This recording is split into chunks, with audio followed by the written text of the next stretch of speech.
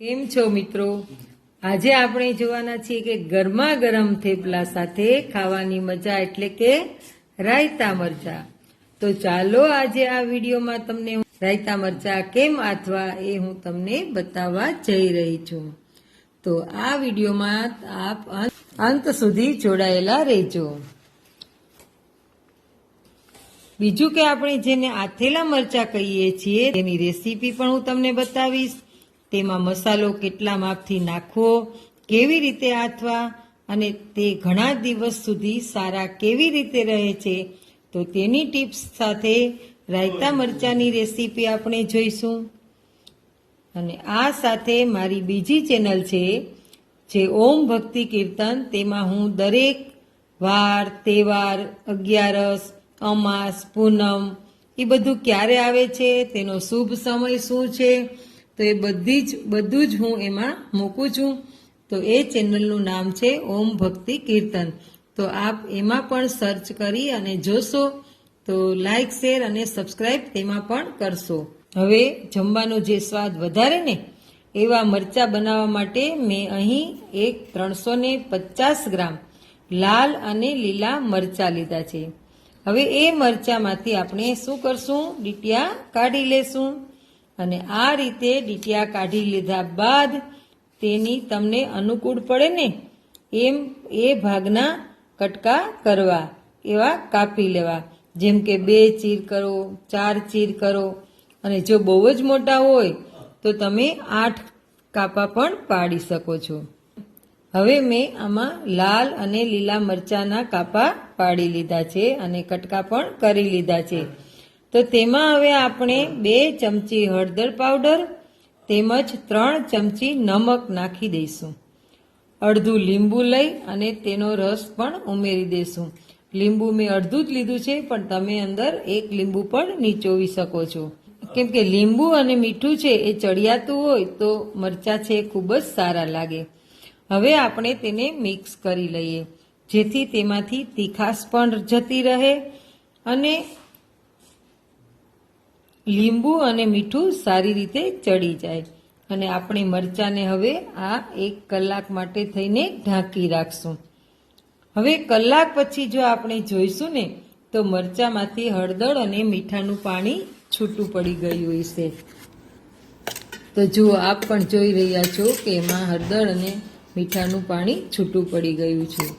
હવે આપણે મરચાંને 4 થી 5 કલાક માટે સૂકવવા માટે, એટલે કે ભીનાશ તેમાંથી નીકળી જાય તે માટે મેં એક છાપું અને તેની ઉપર કપડું રાખ્યું છે, તેની ઉપર સૂકવી દીધા છે, જેથી તેમાંથી પાણીનું પ્રમાણ રહેતું નથી. તેથી આ આથેલા મરચાં લાંબા સમય સુધી એકદમ સારા રહે છે. હવે આપણે આથેલા મરચાંનો મસાલો ત્યાં સુધીમાં કરી લઈએ. અને આ છે એ આપણે 4 થી 5 કલાક સુધી મરચાં સૂકવવાના છે. હવે આપણે આથેલા મરચાંનો મસાલો કરશું. 1 બાઉલમાં મેં અડધોથી વધારે કપ રાઈના કુરિયા લીધા છે અને પોણી ચમચી મેં મેથીના કુરિયા લીધા છે. અને બંનેને મેં જુદી જુદી રીતે મિક્સર જારમાં ક્રશ કરી લીધા છે. હવે આપણે બાઉલમાં ફરતી કોર રાઈના કુરિયા પાથરી અને તેની વચ્ચોવચ આપણે હિંગ રાખીશું. ત્યારબાદ એટલે કે તમે એમાં 6 ચમચી જેટલું તેલ ગરમ કરવા મૂકવું. મેં 2 પાવરા તેલ ગરમ થવા મૂક્યું છે. તેલ ગરમ થઈ જાય તેની ખબર આપણે રાઈના કુરિયા છે તે તેલમાં નાખશું. એટલે એ રાઈના કુરિયા તરત જો ઉપર આવી જાય તો તેલ ગરમ થઈ ગયેલું આપણે માનવું. અને એ તેલને આપણે ઠંડુ થવા મૂકી દીધું છે. તો મેં પણ આ તેલને થોડી વાર ઠંડુ થવા મૂકી દીધું છે.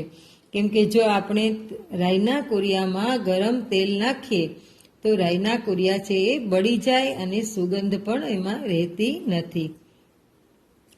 હવે મેં એ ઠંડુ થયેલું તેલ હિંગ ઉપર નાખી દીધું છે. કેમ કે ગરમા ગરમ તેલ તો રાઈના કુરિયા બાળી નાખે અને હવે આપણે એમાં તેલ એડ કરી દીધું, તેથી એ રાયના કુરિયાને હિંગ અને મેથીને આપણે તેલની સાથે સારી રીતે મિક્સ કરી લઈશું.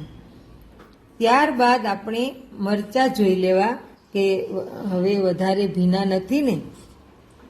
ત્યારબાદ આ મરચાંને આપણે રાયના કુરિયાનો જે મસાલો બનાવ્યો છે એ મસાલામાં એડ કરી દેવા અને એકદમ સારી રીતે હાથની મદદથી મિક્સ કરી લેવા.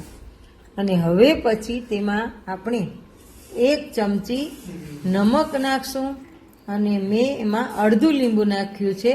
તમે 1 લીંબુ પણ ઉમેરી શકો છો. તમે એમાં લીંબુ અને મીઠું વધતું ઓછું કરી શકો છો. બધું મિક્સ કરી લઈએ. હવે આપણે આપણા રાયતા મરચાં સારી રીતે મિક્સ થઈ ગયા છે. હવે તેને ઢાંકી અને 3-4 કલાક માટે આપણે રાખી દઈશું. એ મરચાં છે એ 3-4 કલાક રાખશું, પછી આપણને ખાવા જેવા થઈ જશે. તો આપણે એ મરચાં 3-4 કલાક પછી ખાઈ શકીશું.